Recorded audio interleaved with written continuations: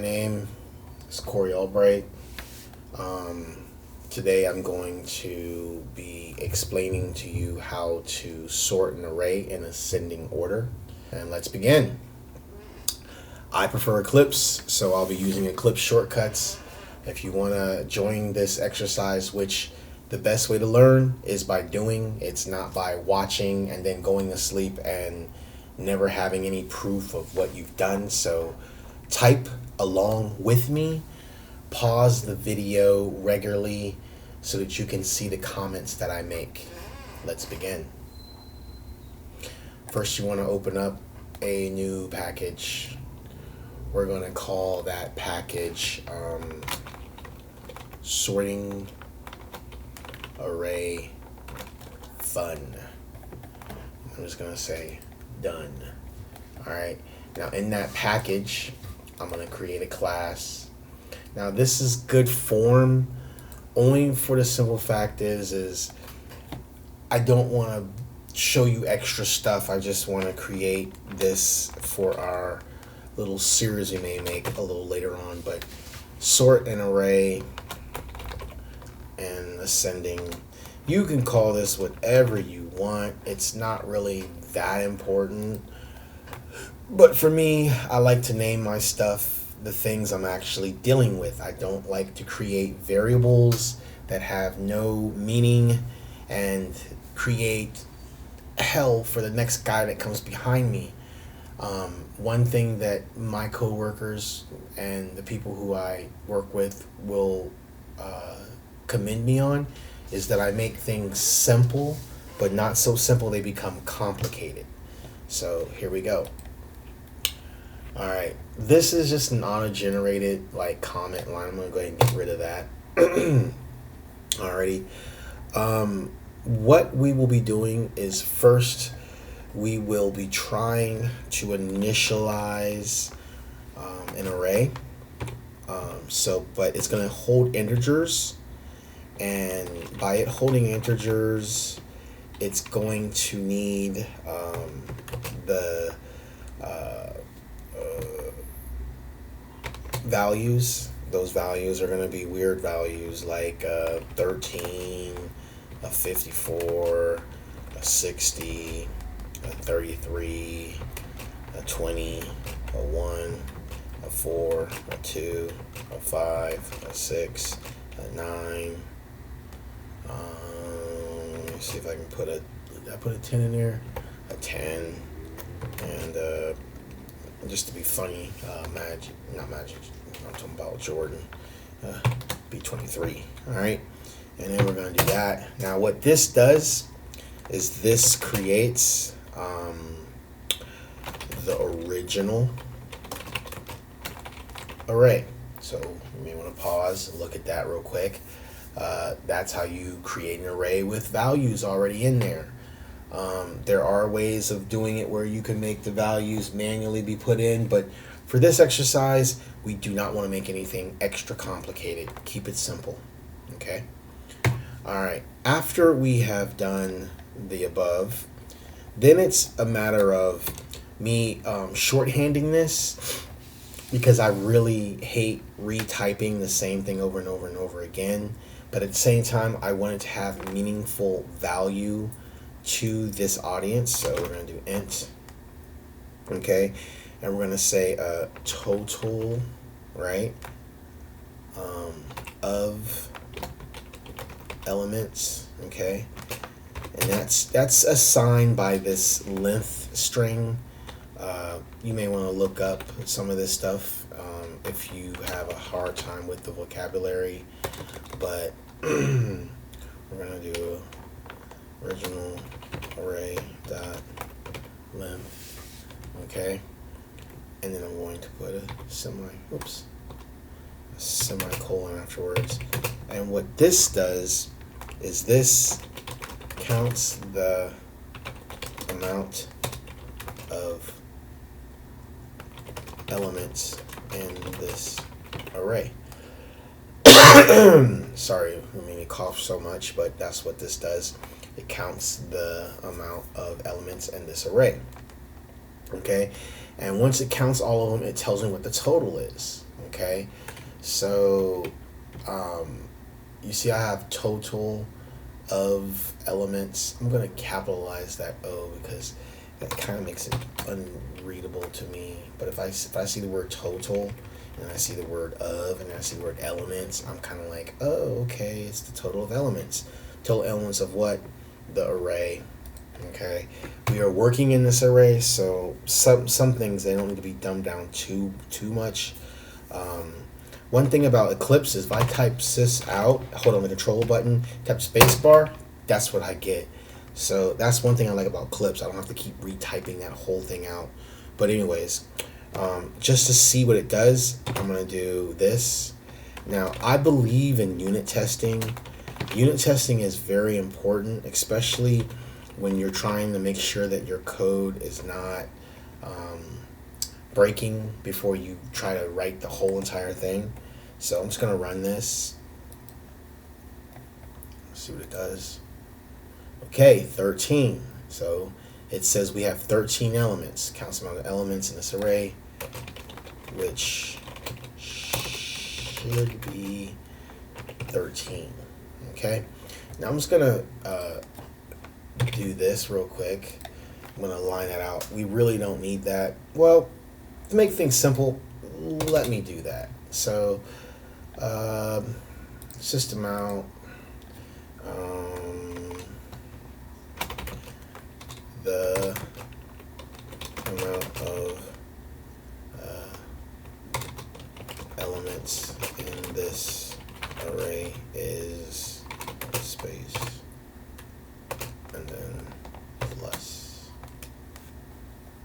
Okay, and I'm just going to save that one more time and then put a space in between there.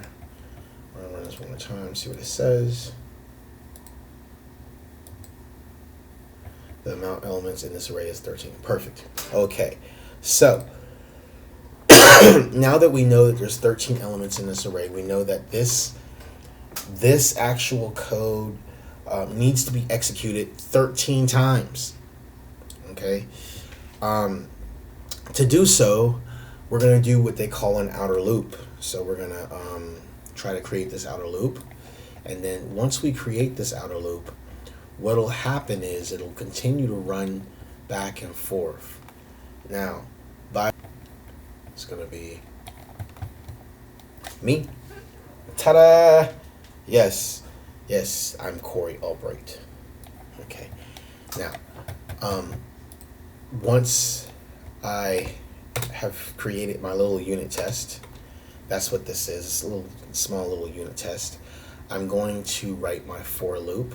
Okay, so my for loop, my formatting is pretty okay. I just kind of know that when people read something, they don't want to be going dizzy when they read it, so I put a little bit of extra spaces there. I mean, it doesn't matter how you write. I mean, I could not skip spaces if I wanted to, but I'm skipping spaces. But we're going to create this thing called a left indexer. Okay, a left indexer goes left. Okay, what I mean by left is that every time you want your numbers to go left, you want it to do something. We also need let's see, we need an outer loop,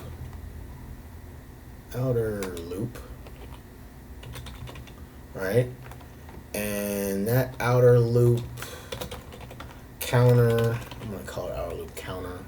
We're going to start with 0. Okay? Then that outer loop counter, right? It needs to be less than or equal to the total of elements, okay? And then that outer loop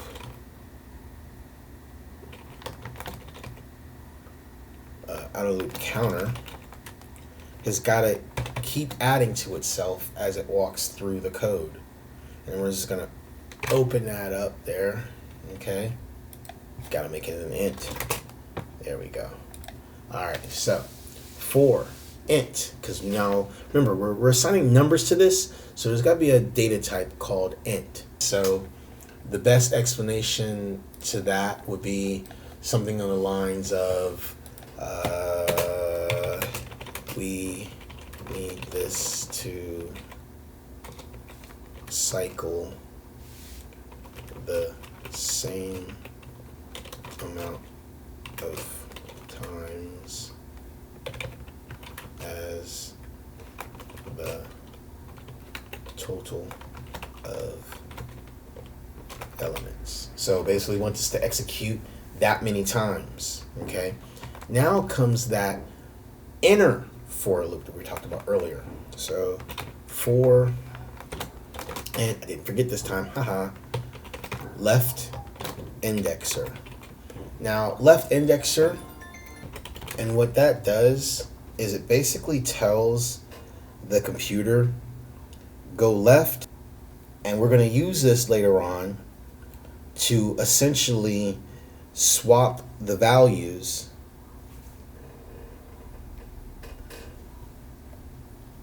so left indexer equals 0. Okay, we got to start somewhere. That means the left indexer has not moved yet. It didn't move, it didn't go left, it didn't go right, it didn't do anything. It's stuck in the same place. Okay, left indexer, okay? And it's less than, you're gonna love this, the total of elements. Okay? How you make it go left? By doing this, by doing a -1, well, -1 I should say. Alright, now basically what's going to happen, it should work whereas 23, you see 23? Okay, when I say go left, you would say, okay, that's 10. When I say go left, you would say, oh, that's 9.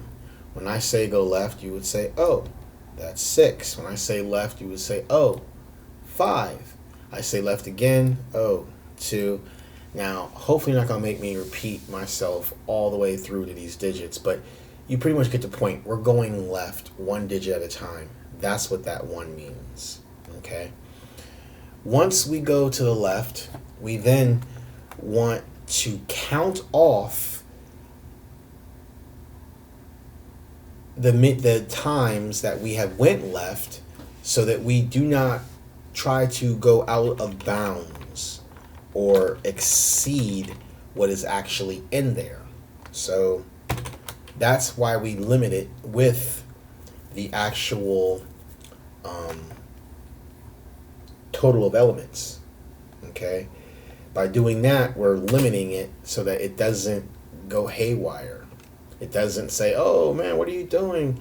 And then it says, oh good, great, I like it. And then that's what it does.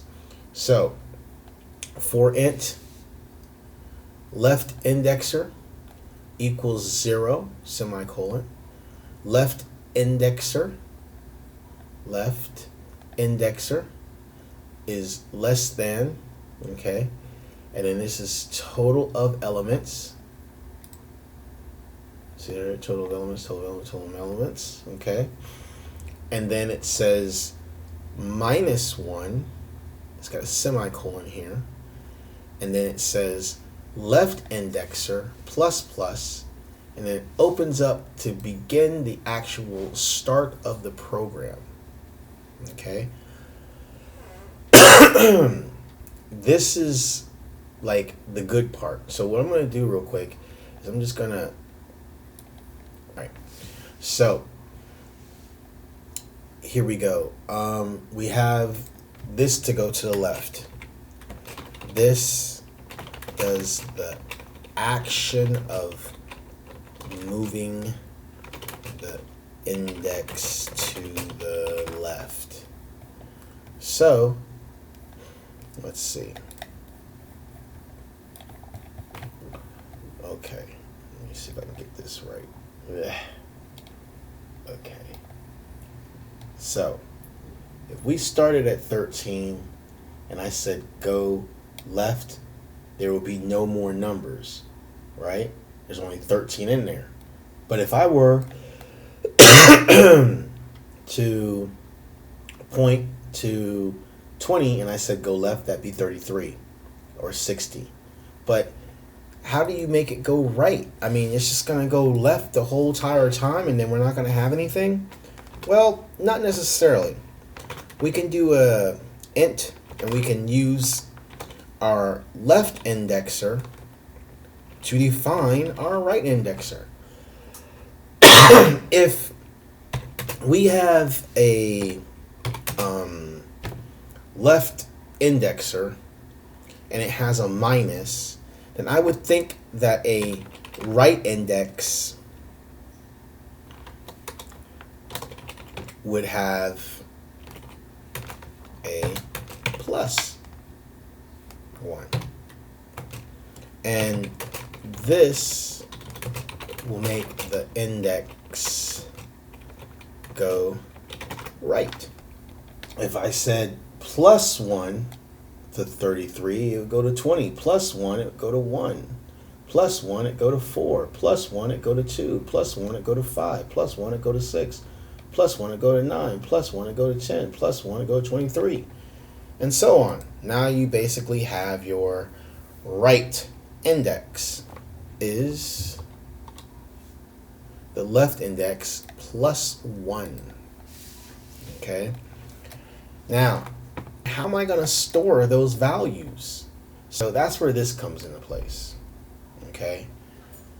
Position 1 and position 2. There's an A and there's a B. If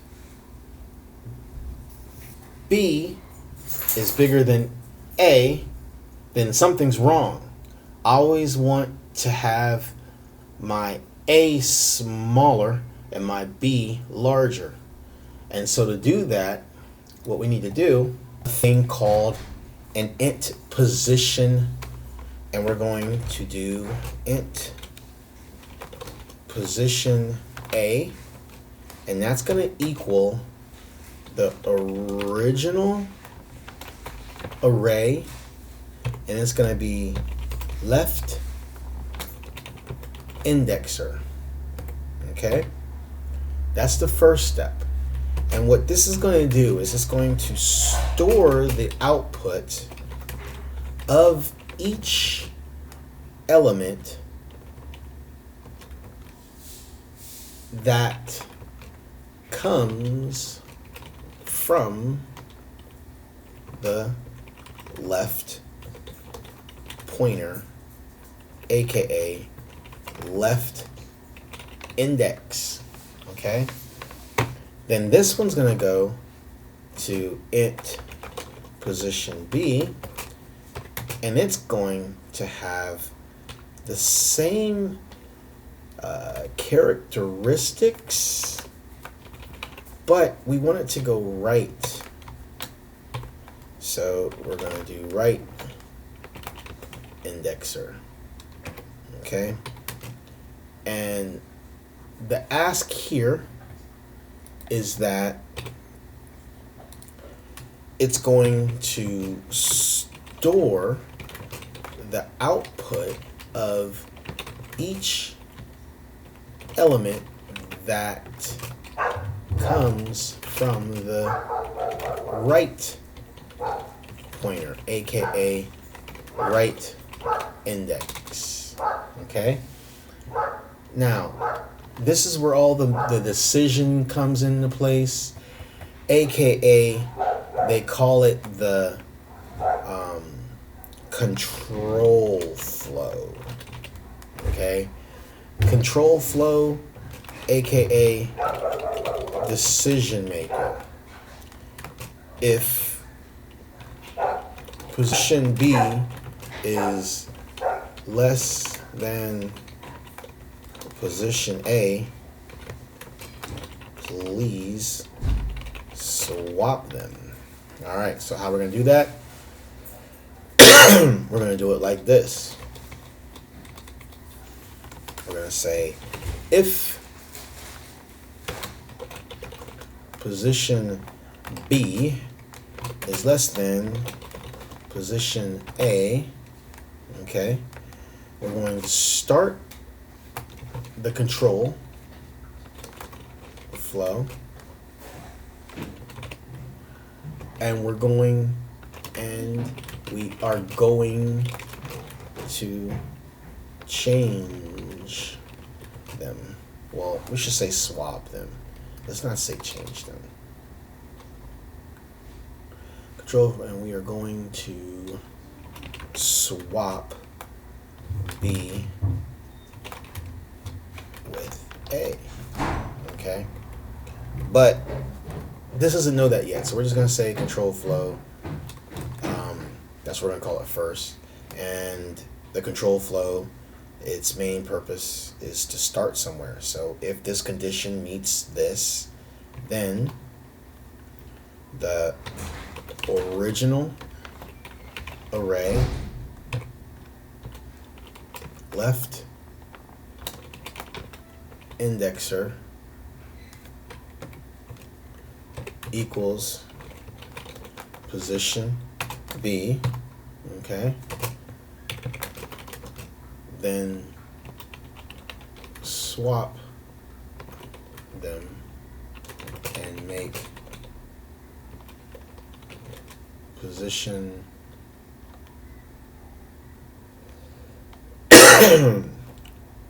on the right go to position on left. Get it? And then we're going to do the same thing with the other one. Original array. We're going to say right indexer equals position A. And, well, do the opposite of what position B does, right? It's going the opposite direction, right? So once all of that happens, then we're ready to actually start to get something to say something. So we're going to need about 3 of these curly brackets, 3 of them. Okay? And then we're going to say, now, like I said, with Eclipse, it makes it so simple. I just, just type out sys out, then hold the control button down, tap the space bar. You know what I mean? I love that. I don't know what the other ones do, but that sure works good for me. All right, to string, okay, and then original array. All right, now you see this thing, arrays to strings. That's how this works. If this was not here, let me just remove that for a second, and I try to run this thing, watch what it does. Oh, it doesn't understand what this is. What is this? I don't know. What is this? That's what it's trying to figure out. Arrays cannot be as resolved. That's what it's saying right here. That thing. Okay? And if I just try to print out this, watch this. If I just try to print out just the original array, watch what it's going to do. Gives me some kind of hash. Like, that's not what I'm looking for, right? So, in order for this to work, there's this thing called arrays library, okay? We import the arrays library so that we can change the array to a string, and then we can use that string to then show the array in human readable format, not like a hash or computer language where only the computer. So now we're going to go ahead and we're going to run this.